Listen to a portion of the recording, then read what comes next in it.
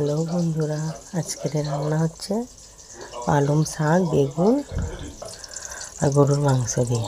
এখানে পেঁয়াজ আমি লাল করতে দিয়ে দিয়েছি, আদা রসুন করা আছে। এখানে মাংস দিয়ে আদা রসুন দিয়ে কষা করব। এখানে আদা রসুন দিয়ে কষা হচ্ছে, কাঁচা লঙ্কা দিয়ে দিয়েছি, সব মশলা দিয়ে দেবো। এখানে সব মশলা দিয়ে কষা করে নিয়েছি। অল্প জল দেব, জল দিয়ে আবার এই জলটা কষা করব।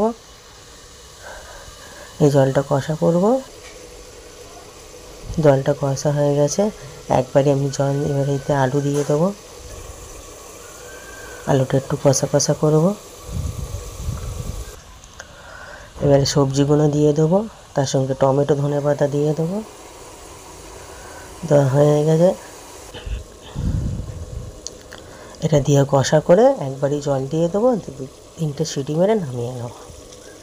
নিলে আমার রেডি হয়ে যাবে পালং শাক, বেগুন, মাংস। এটা খেতে খুব সুন্দর হয়, একবার করে দেবেন। কোনো বা খাসির চর্বি দিয়েও করে দেখবেন, একটু ঝোল ঝোল ভালো লাগবে। আর শীতের সবজি। আচ্ছা বন্ধুরা, রাখছি।